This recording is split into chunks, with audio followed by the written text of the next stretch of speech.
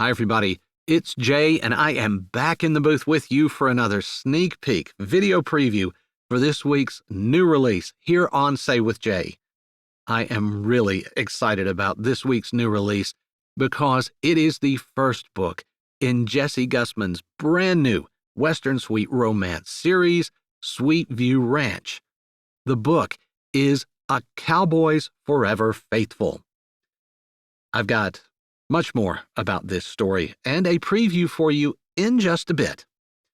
But first, Jessie has started a tradition that she includes a dish within the scope of her stories, and I've been making that dish for you here.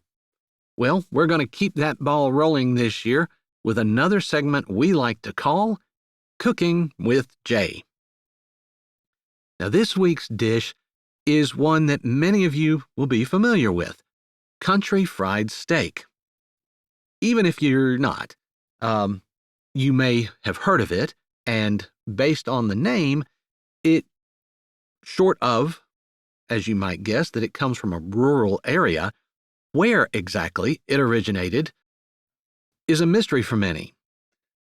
I decided to look into that because many regions claim country fried steak, but believe it or not, it actually doesn't come from the United States at all. Rather, it originated in Germany. That's right, and if you like German food, this will come as no surprise because country fried steak is the grandchild of Wiener Schnitzel. Wiener Schnitzel, if you don't know, is typically a thin cutlet of veal that is breaded and fried. Well, when German and Austrian immigrants came to Oklahoma and Texas in the 1850s, they found veal to be very expensive and rather rare, but they learned that they could take tougher cuts of meat, of beef, tenderize it, and then achieve the same results. And country fried steak was born. Now, country fried steak also has a very close cousin, and a lot of times this term is used interchangeably in most regions. Honestly, where I grew up, I always thought they were kind of the same thing, but I'm talking about chicken fried steak. There is actually, believe it or not, a difference.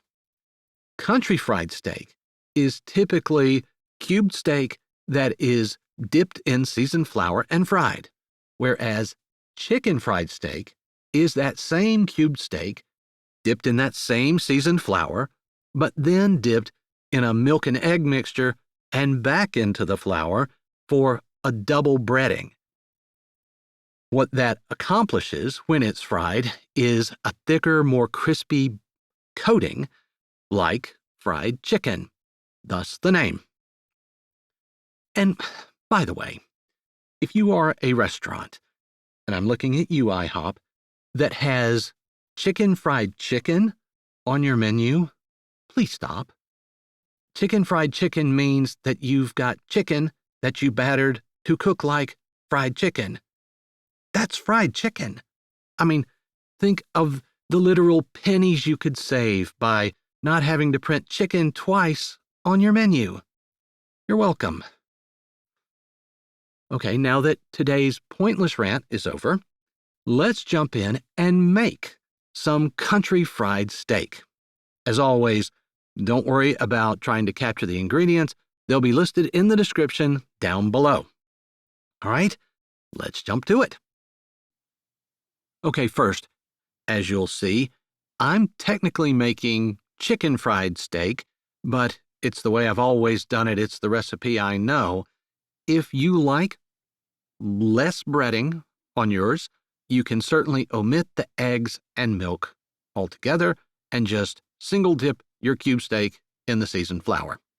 So, to make my country fried steak, you're going to need 1 to 2 pounds of cube steak, 2 eggs, 1 cup of whole milk or buttermilk. You'll need 2 cups of all-purpose flour, which is not shown here, by the way. For seasoning, you'll need garlic powder, onion powder, paprika, kosher salt, and black pepper. You'll also need some vegetable oil for frying. So the first steps are pretty simple. Lay out your cube steak on a baking sheet, then salt and pepper both sides. Next, you're going to want to take 2 shallow baking dishes. In the first, you're going to add your 2 cups of all-purpose flour, and then 1/2 tablespoon each of your garlic powder, your onion powder, your paprika, your kosher salt, and your black pepper. Whisk that together really, really well to mix it throughout that flour. In the other dish, you're going to want to whisk together your 2 eggs and your milk or buttermilk.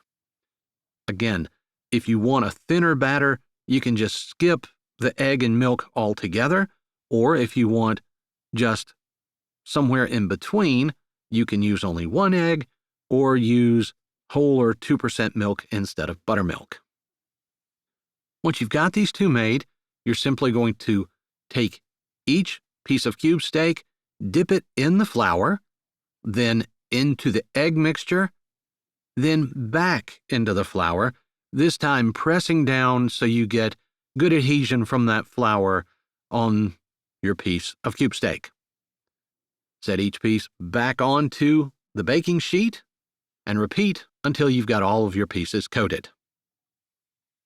Next, in your cast iron skillet, you want to add oil about 1 inch deep, and you want to heat that to 350 degrees over medium-high heat. When it hits 350 degrees, you want to fry your cube steak in batches until golden brown and crispy, about 3.5 to 4 minutes. Drain these on paper towels. Now, it's important that you don't crowd your skillet, so you'll need to cook these in batches. And if you're cooking a large number of pieces, like for a family dinner, then you most likely will want to have your oven on warm and keep the cooked cube steaks in the oven to keep them warm. Once they're done, then make you up some mashed potatoes and gravy and serve. That's all there is to it. It's really simple, and oh my goodness, is it good. And there you go. It is delicious. It is easy to make. I hope you guys will try it, and if you do, please let us know how it goes down in the comments. All right, let's talk a little bit about A Cowboy's Forever Faithful. If you are fans of Jessie's Western sweet romances as I am, the hero and heroine of this book will not be strangers to you. Literally, over the last 2 series, the Coming Home to North Dakota series and the Flyboys of Sweet Briar Ranch series, we watched them grow up. I'm talking about Ellen O'Riley and Travis Feagley. When we last saw them in the Flyboys of Sweet Briar Ranch series, Travis had just graduated from high school, and he had realized his romantic feelings for Ellen, but because of their ages, hers especially, they were too young to have any kind of real romantic relationship. And Ford Hanson, local billionaire, had taken Travis under his wing and had offered to send him to school and later a job with him managing his various companies around the country and the world to learn about his business. So while Travis and Ellen have remained in touch and have remained good friends, Travis has been away from Sweetwater for nearly a decade. Now he's finally coming home, and he is determined to build on his friendship with Ellen into something more. However, things don't go particularly smoothly when he gets back. In fact, his first day back, there is a mix-up at an auction, a brawl, and he becomes, in essence, a father. As they navigate through these crazy circumstances, this chaos, can he prove his faithfulness to Ellen, and can they find more?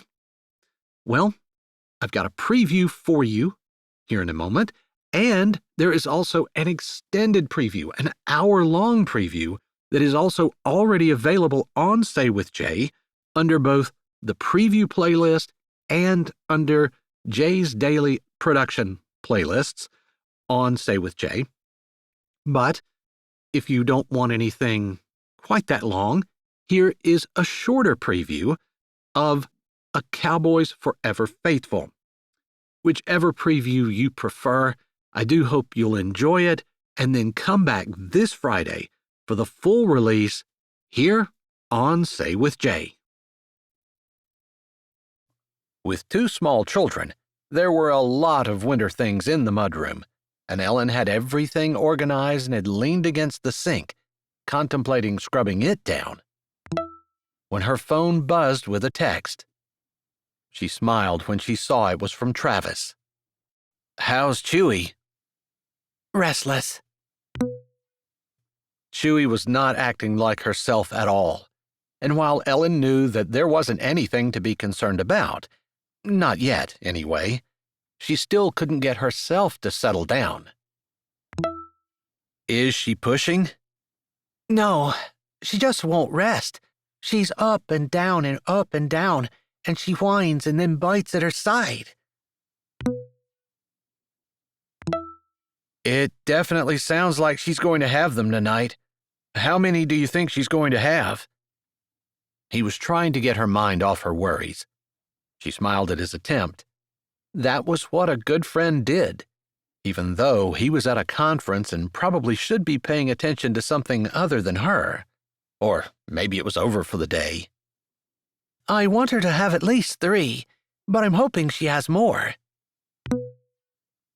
She wanted to keep a few to train and sell them as trained cattle dogs.